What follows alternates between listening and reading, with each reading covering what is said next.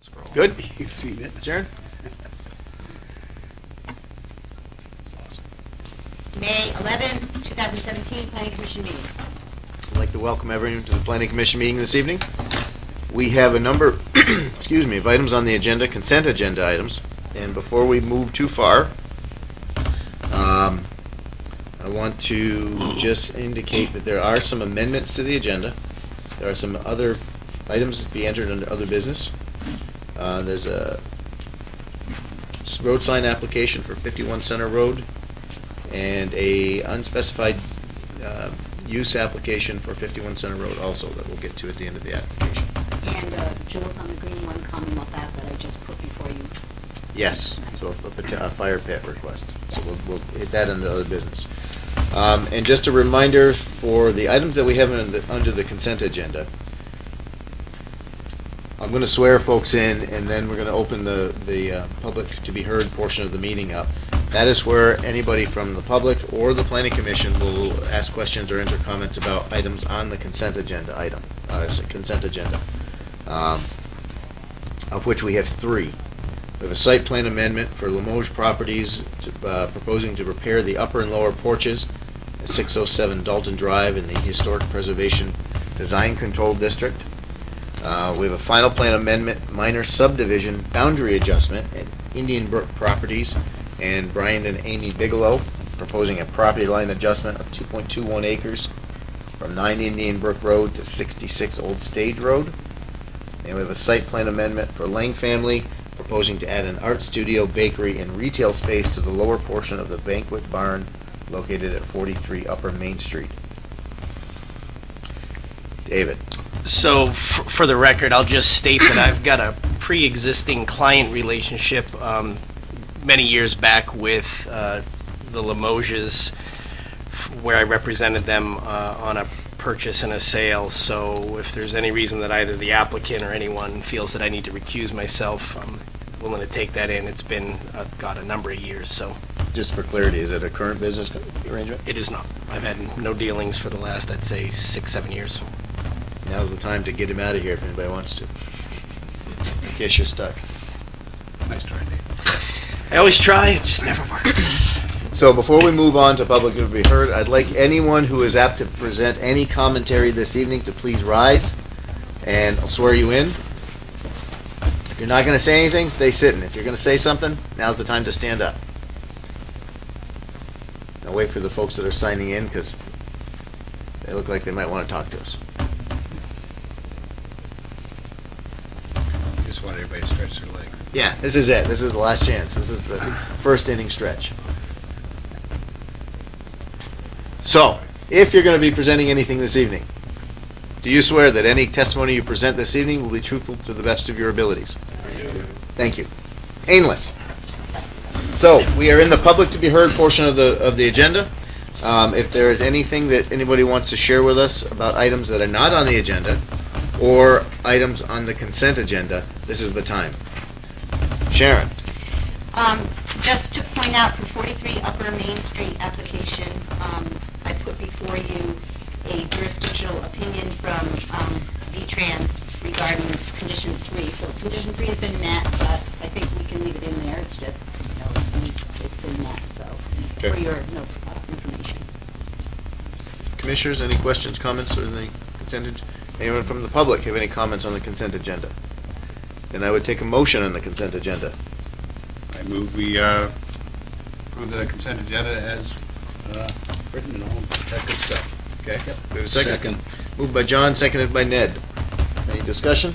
All those in favor? Aye. Opposed? Motion carries 5-0. All right, you guys can all go. Onward. The next item on our agenda is the public hearing final plan for Daniel and Allison Morse 4-lot subdivision, 12 Old Pump Road. Greg, by the way, is this going to be one of your last runs with us? I should have 2 more. Couple more? At least. Okay. So let's make you really Gotta work twist for and it. shout on this one.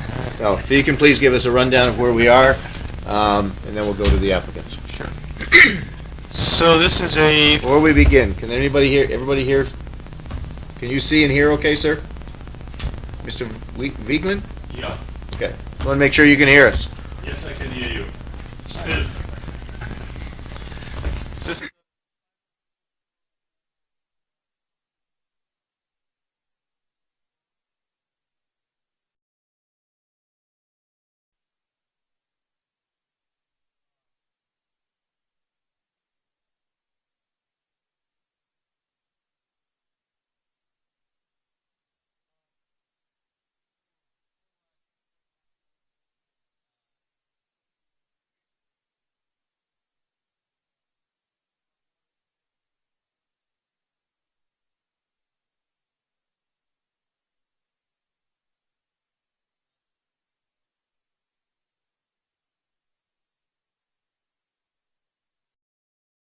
it's a forested area, down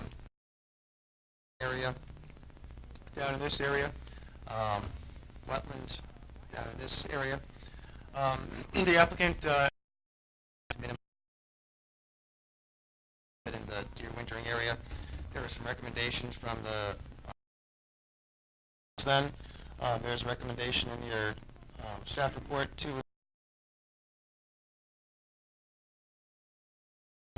clearing into the deeds of the property. We've gone over that again at sketch, just wanted to reemphasize those. Since sketch, the select board has approved improvements on Sleepy Hollow Road. They came up at sketch as well. It's a select board issue. The select board added a couple of pull-offs to break up the road a little bit, in case for two-way traffic. There's a road maintenance agreement that was approved by the select board, so that has been handled. The driveway for lots 3 and 4 is moved slightly to the east. That's working with Public Works to improve the sight distances coming out of that driveway. And the septic system for lot 2 has been moved, so it's now currently on lot 2. Our sketch plan, it was located down here, so the applicant did some more soil testing and found some on-site suitable areas for septic up there. Those are pretty much the changes in sketch. We went over a fair amount of depth at sketch plan, but happy to answer questions or clarify anything as needed.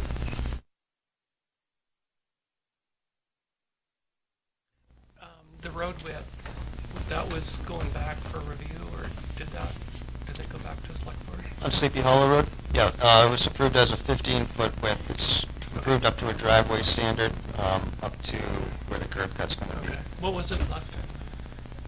I don't remember. It was wide. I don't think it was specified at last. I think it was just the recognition it was going to have to be improved. I don't think we had a specific width in mind.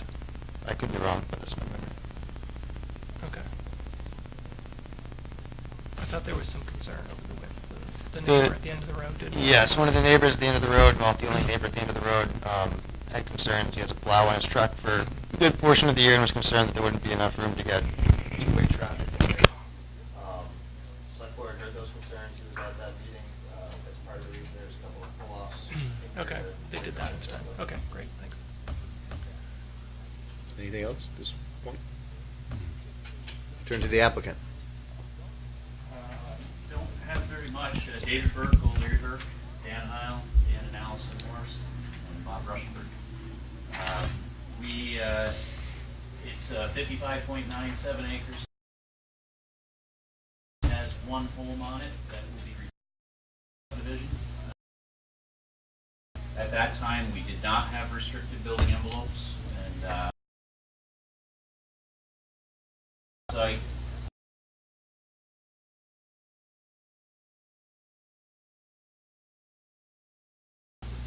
From the forester, which is part of the staff notes, part of the staff notes at the continued sketch.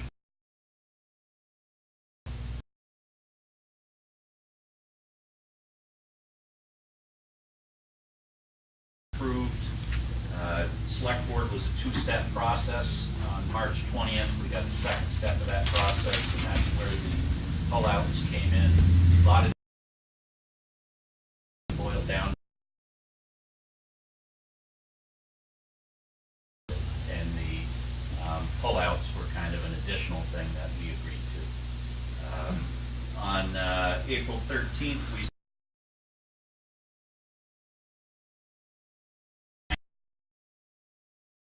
updates were and responded to the conditions of the sketch approval. And as after sketch, as part of the comments that we received in sketch, particularly from Dr. Holmes, who is to the east, he was concerned about the wetland in the southeast corner, as well as the drainage way seasonal water course that goes to the ponded part of the wetland that's on his property. The survey crew located the wetland. The wetland was revised slightly. I will not get it. So the wetland is not going to get it. Wetland is right in this corner, and it got revised slightly in this direction. More or less does follow the tree line, which is what Dr. Holmes had suggested.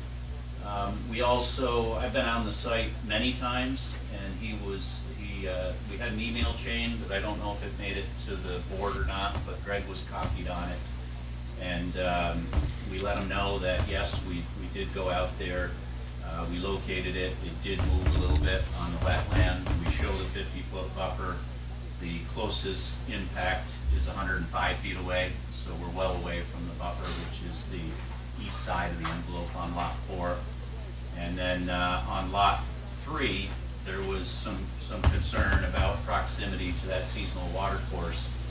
We show the building envelope kind of as the clearing limit, and the house is currently shown is 25 feet inside of that envelope.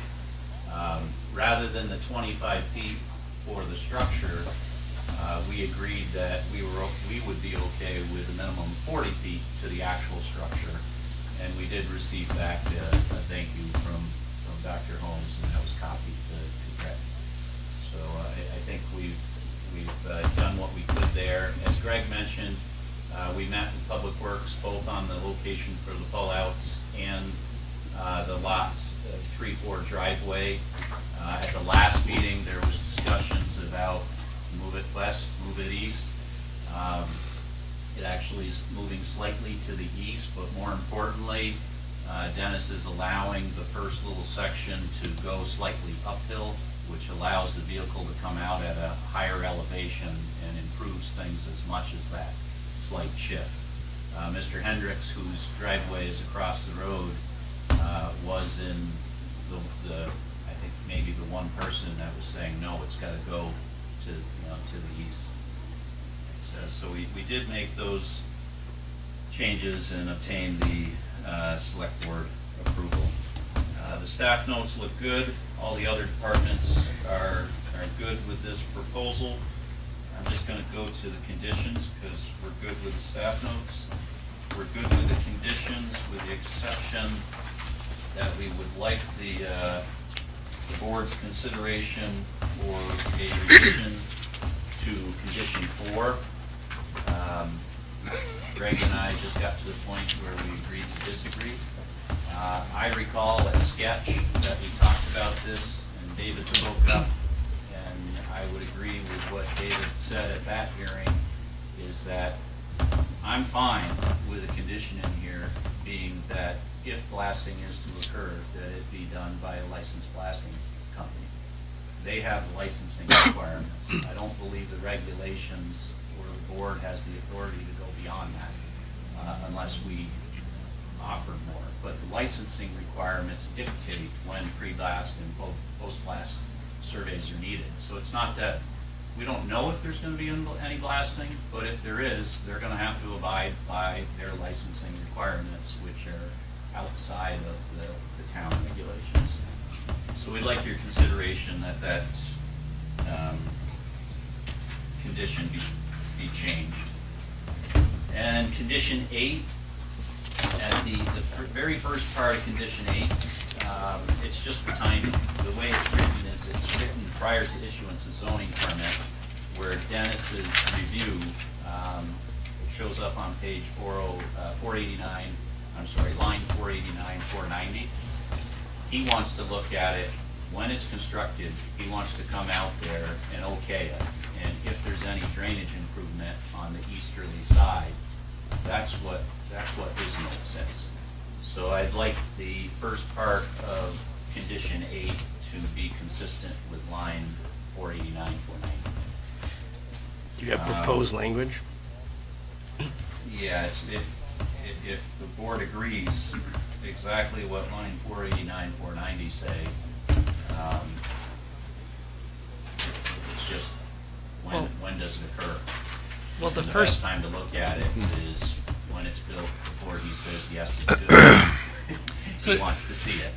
Let's not dig into that too much yet. Let's keep that as a point of discussion once you've gone through your, That's about it. The only, you've gotten the plans, before, obviously, we were at sketch plan, but there's a full set of plans now. We also, while it's not planning commission purview, we did provide sheets R1, R2, and R3 to the staff. Those were the 3 sheets that were related to the Sleepy Hollow improvements. okay. So I think to follow on this, so you said the language as written. I'm confused upon completion of the construction and prior to final approval. What does that mean? Final approval of the driveway. Okay. And when is that final approval of the driveway? At what point in the process is that done? So if we're, He wants it constructed, and he wants to come out, and he's not going to give his final approval. under to be done before zoning permit. no. Well, but it doesn't It match says like the- condition. It says the plan has to be. Yeah, updated the condition's about the before plan being updated, not about a field inspection. So what are we missing, Dave? Because it says Maybe I'm It missing says it. prior to the issuance of zoning, a ditch line or drainage trail shall be shown on the plans. The limit and depth shall be determined by Public Works in the field. So do we And really, this is, you're reading Condition 8. Or you're reading in the staff report? I'm reading condition Condition 8. Condition 8.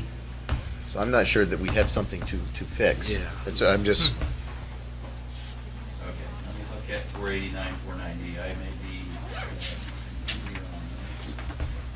So we got the typically- tape running on that, right? Typically, I just- the curb cut application comes in with the zoning permit, and then I do not issue a CO until Public Works signs it. I'm just saying, but I'm Yeah. not, I don't think there's anything wrong with I what's agree. written, is what, So, well, I guess I do disagree, because I was out at the site with Dennis. We discussed what would be necessary, and it wasn't, he didn't know if anything was gonna be necessary on that low side. So read through line 484 to 490. I don't believe that matches the condition. Well, he's saying one doesn't exist on the plans, and then he goes on to say one will be required, and the limit of the ditch and depth shall be determined by Public Works in the field. So he basically wants you to put one in, but the And show depth it. and the limit, he's gonna wanna do field. And show it on the plans. Right, so he wants you to show it on the plans, but Okay. field inspection Fair. will determine limit and depth. Fair enough. Is that all right? So the show on the plan is prior to zoning permit, and the detail of that is still going to occur. With Dennis in the field. Okay, good, good. I'll look at it again. okay. So, with that, and David's quiet for a minute, do we have questions from the commission for applicant or staff at this point? Yet? No? No. David? Yeah, no. Just to close that loop, I think it would be cleaner if staff agrees, rather than tying this to the zoning permit, I think what we're asking for is the plans to be revised to show the ditch line and drainage swale. We just want to have it on the plans on record at some So point. it has nothing to do with the zoning We'll do it permit. as part of the, if Yeah. it's an approval condition, we'll do it right off. You can just strike that first Yep. part of that sentence, is what you're saying, And the correct? rest of it, I think, stands as intended by Public Works. Okay. So we don't have any questions at this point. Before we open the public hearing, we had a few folks come in after we swore everybody else in. So if you're apt to want to offer comment on this, I'd like you to stand now. We'll re-swear you in. I think I had 4 or 5 of you come in. Okay. Then I'm going to take a motion to open the public hearing. Move we open the public hearing. Second it. All those in favor? Aye. Opposed? Motion carries 5-0. Public hearing is open. If anyone has questions for us, and you've been sworn in, please let us know, and we'll field them.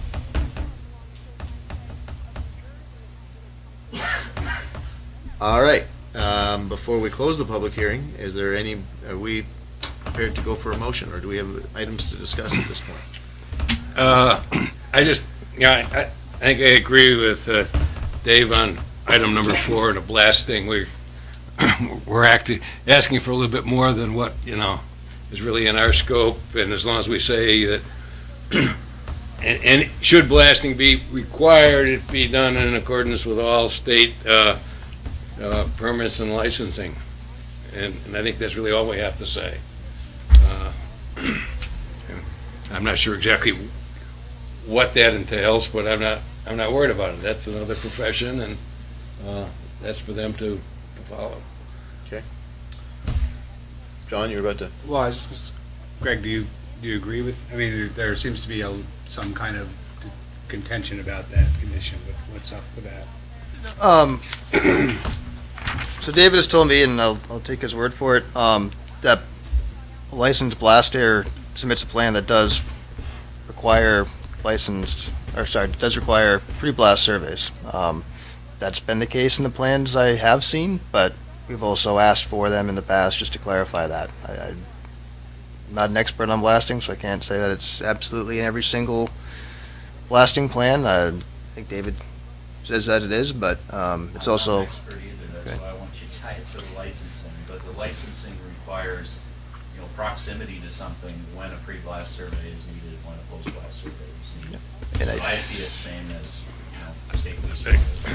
And we have asked for it in the past, and it's usually specified as a 500-foot limit or 600 blasting radius. Yeah. What's done with the plans? Do they come back to, are they submitted and become part of the application? Become part of the application. Public Works takes a look at them.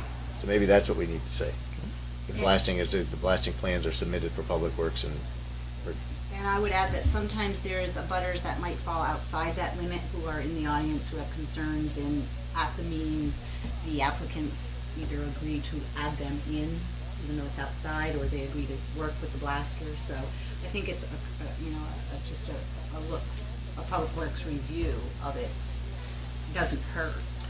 so would that condition be appropriate to say that the blasting plan be submitted to be that's just the first sentence? Because does the blasting plan include all the pre-blast surveys and so forth, or is that simply a plan? Does anybody? So the reason I want is there may or may not be a need for a pre-blast survey. Right. Public Works has not asked for any of this. I- Public Works has not asked for any of this. I think staff is looking at projects that had blasting, had lots of blasting. We're comparing apples and oranges here. Yeah. We don't even know if there's gonna be blasting. Yeah. And we're so far away from most things, if there is blasting, we don't know if there's gonna be requirement for a pre-blast survey. So, I would agree, if a pre-blast survey is needed by the licensing, that it could be submitted. so I'm just looking to say if, again, I'm in agreement. I'm not looking to define what blasting is. What I'm looking to say is any documentation is any documentation, including pre-blast surveys, if appropriate and if applicable, and if done, are they part of the blasting plan, or are they separate documentation? If they're separate documentation, all we're asking for here is the blasting plan. If they're part of the blasting plan, then they're covered. If they're not, I think it's appropriate to have any documentation pertaining to the pre-blast conditions or the preparation be submitted as part of it. That's all I'm trying to get to. We don't know does anybody know what's in the blasting plans? No, but I would agree with David that depending on the scope of the blasting dictates the requirement for us needing a pre-blast survey or not. I mean, if the charge is small enough and it's a certain contained area, it doesn't trigger that. So I think your approach is appropriate. I mean, town should be made aware of it. Dennis should be the one that weighs in on it, and if there is documentation, it should follow to the town. But ultimately, all the responsibility lies with the license. The license. Correct. The blasting company. Yep, same as a well driller Who or is a insured? septic installer. Right, yeah, that part's Yeah, solved. I mean, we don't ask for the septic guy to bring us all his plans. Samples. I mean, he's licensed with the state, you know?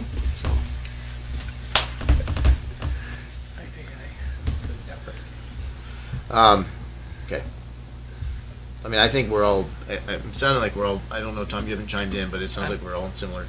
Yeah, I slightly have a reservation just because there's so many concerns at the last hearing, but I think we go with that approach. Anything else that we have concerns or questions about? I had a question for staff. Historically, when we butt up against a deer wintering area, especially one of this magnitude, we require deed restrictions. I didn't see any of that in here, just mostly for domestic animals. Did I miss it? Excuse me, I didn't see anything about domestic animals. We do have condition number 6. Yep.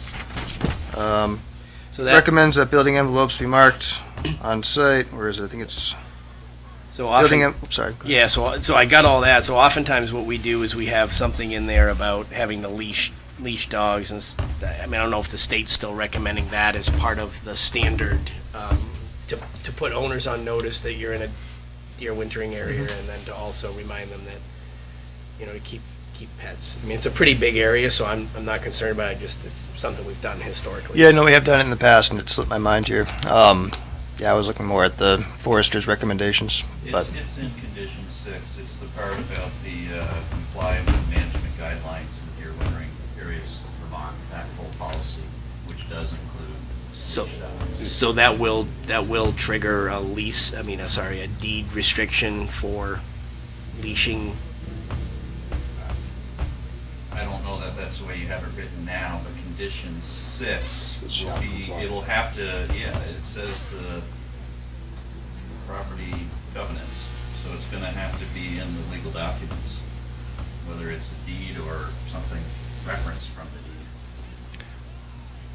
Well, covenants can be changed, right? They're just. Covenants. Yeah, All right. so. I'm not. It would more likely be a deed here, because this is a conventional development, it's not a PRD. Owner shall comply with the management guidelines. That doesn't really Yeah. a whole lot of anything. No teeth. I mean, a prospective buyer's going to see that and be like, "What?" Whereas I know we've specifically in other ones said, all dogs must be leashed. No, but I'm not that worried about it. It's such a big deer wintering area so it's. to Tom's point, you could change covenants to deeds, just so it'll be as part of the property deed as opposed to homeowners association. Where are we seeing that? I mean, is that in seven? Condition 6. Condition third 6. line. 6 was covenants. Line 5, 6, 7. Talking about the envelopes. Building envelopes shall be included in the property. It's not- As shall the following clearing restrictions. Yeah, see, I mean, it's a little, that still doesn't say that that's part of the covenants. It just says they shall comply with.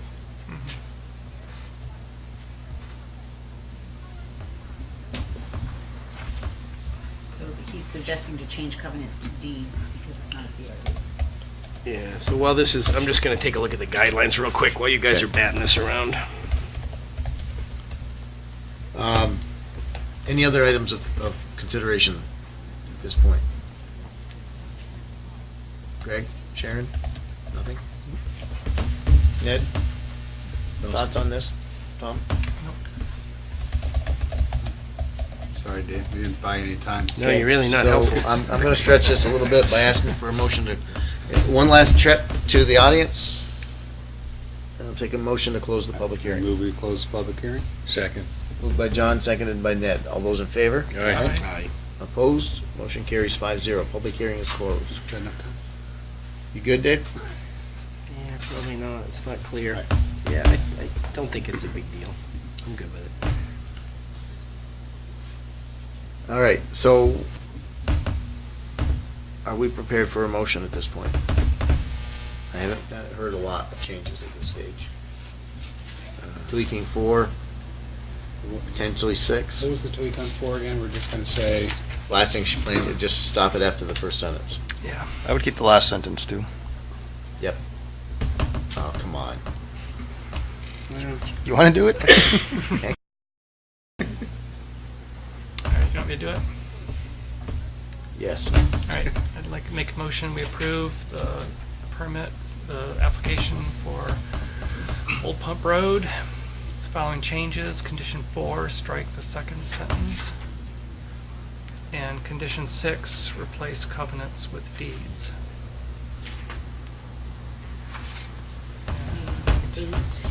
Eight. sentence on 8, the first few words on 8. Strike prior to the issuance of it. First phrase. Well, do you want the change before the zoning permit, or? Yeah, because it's just talking about showing it on the plans, and Mhm. they have to issue their curb cut at zoning permit anyway, so it's not. Okay. All right, so, strike the first words to the, before the comma. Yep. Up to the comma. Excuse me. Oh. So, line 544, the planning commission commented. Do you want anything there, or do you want to delete the line?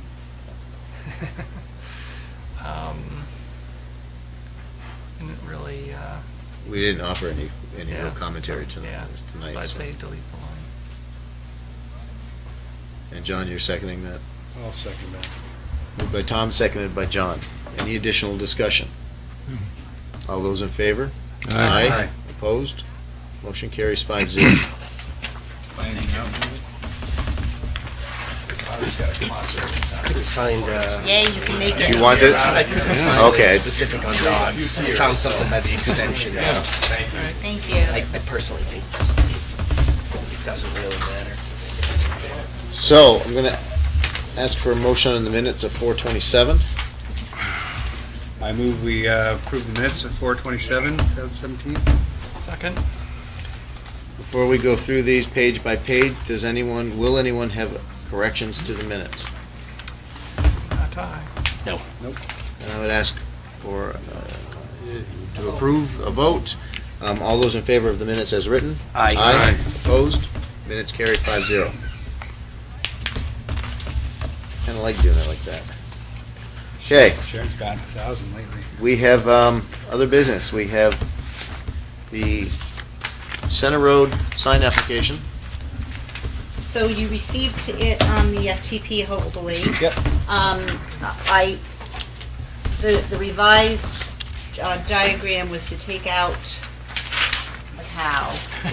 Good move. And I just felt that was a distraction. No And comment. so this is the new proposal Place over for the chicken.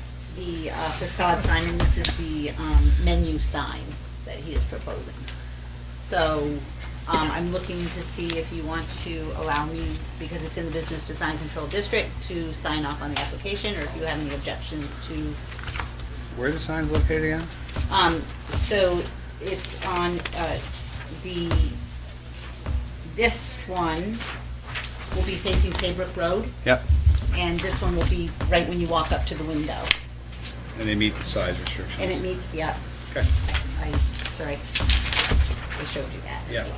So it's within, it's under the requirements. So we can offer a motion to let Sharon, I'll offer a motion for Sharon to deal with this administratively. Do we have a You second? offer that motion? I'm offering that motion. I'll second it. All those in favor? Aye. Opposed? Motion carries 5-0. The second, Okay, on this second one, I will recuse myself from this. Okay. Just, No explanation? Okay, good. I so have a personal involvement. Kitty in this Daly one. has submitted an application for. Is this an Sorry, man, automatic? I have to do it. Is this the one you told us you wanted us to deny? Should I sit out there, or can I still sit here? Has submitted a zoning board application under unspecified use for a food shelf. And they're starting small, it's to use, I think, 1,200 square feet of some space that's left behind 51 Center Road where the Tempo building is. It's currently, you approved a daycare, and it's around in the back. Their plan is to start slow, so they're going to be asking through the zoning board approximately 9 hours a week, 1 weekday morning, 1 weekday afternoon, and a Saturday. So the regulations require that I inform the planning commission, and if you want to provide written comments to the zoning board, if you want to provide a verbal to me to take back to them.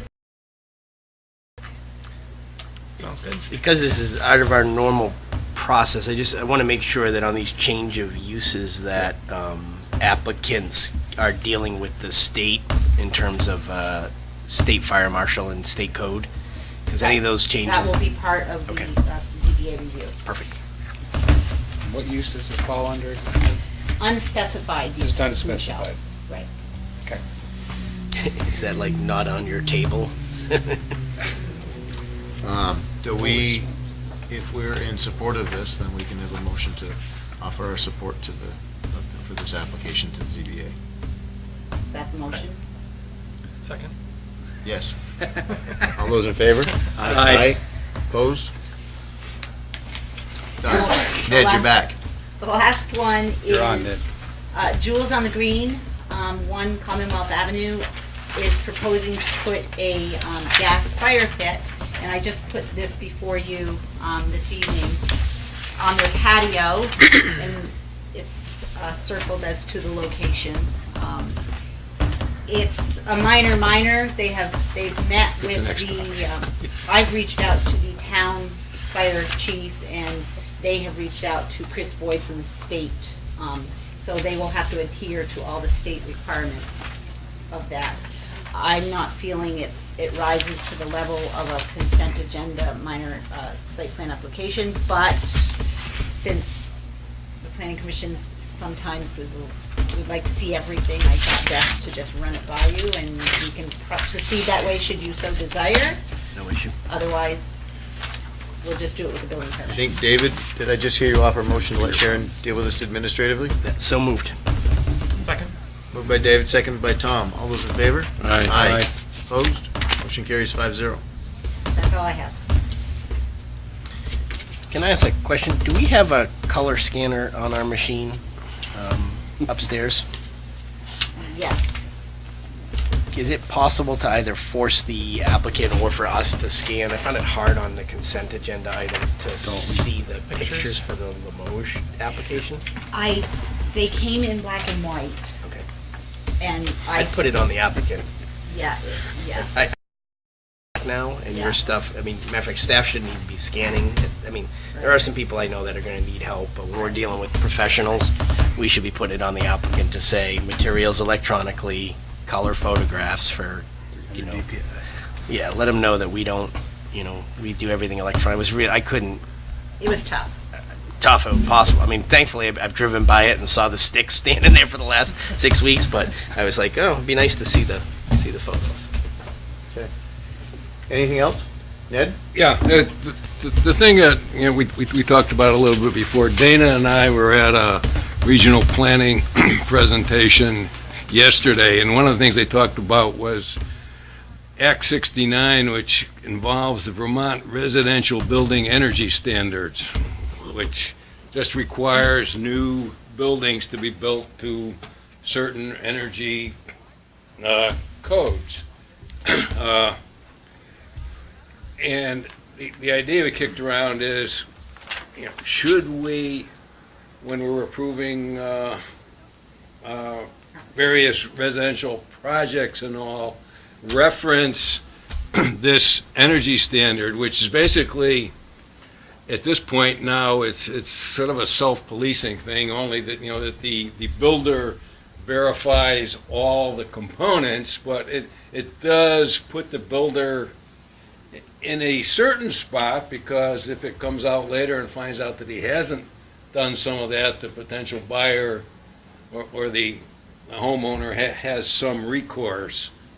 We obviously, there's no one in town that has the facility to inspect any of these things and to look at the plan, so it is it's sort of an honor system, but in a lot of ways it's probably a good start to get us down the road to doing more with enforcing higher energy standards here in town, which I think is something we should be doing. So I would, Sharon, I know, has come. so the energy code, it's not new, and it's not a statute yet requirement for a property to close. It doesn't cloud a title. I currently have, we hand out the RBES certification in informational sheet for every single permit we issue that tells them call call and find out if your improvements rise to the level of needing to record an RBES. So up front, when they get their permit, they know that it's a requirement. I usually ask for, before I issue the CO, the state would like us to not issue COs until they're recorded. I'd say my percentage is very high to make sure that's done. However, there are times, and today happened to be an example, a guy needed his CO, and I said, how about the RBES certification? They do that at closing. Well, I know this to be true because it happened to me a couple weeks ago. And I called the attorney, yeah, we're gonna take the money, it's gonna be recorded at closing. So at this point, because it's not a state statute requirement, and I think that we are already enforcing it through the zoning permit level, you know, to tell somebody we have to hold up your closing where rates are locked in and they're trying to get a hold of an energy person to maybe come out and do that certification for them or not. I just don't think we're there yet. I'm all for educating, and I think we're doing it. I don't know if you were aware that we've been doing that. So I'm not following. What's your hesitation on putting a requirement in the conditions? Well, because if it's prior to the issuance of the CO, I and don't think that's what Ned was asking for. I'm just asking now that It would be I'm not fine. necessarily, holding up the CO, although we could do that. But I just think it's something that whenever we issue a staff report, something on that, we reference that and make note that that's part of the approval process. I think a finding doesn't hurt any. This is it, so that Yeah. anybody reviewing a permit condition sees it in there. Mhm. That would be great. So not as a condition, but as a finding. Yeah. Yeah, that's, more education, the better. As a starting Right. point. anyway. It's a And step. then potentially It's a start. adopting that, and potentially Yeah. adopting the manual that you have and referencing, there's two of them, right? Well, there's a As commercial. Commercial, yeah. Right, And and adopting residential them and as some of our reference material. Yeah. That we should be able to do at any point in time. And we have the booklets, both commercial and residential, that we also hand out as well.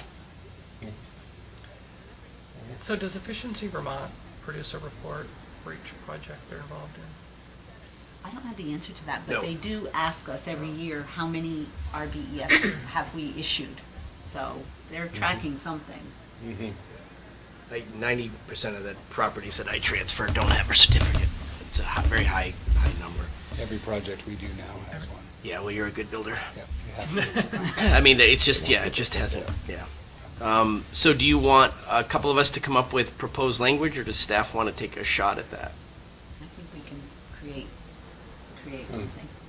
Yeah. And if you don't like it, you can copy If it. you have suggestions, send them on, but yeah, or wait until you see what we give you, Yeah. and then. Yeah, well, let's for the next meeting, let's take a shot at like a standard sentence that would just go in, that would reference that piece. I'm in favor of that. Yeah.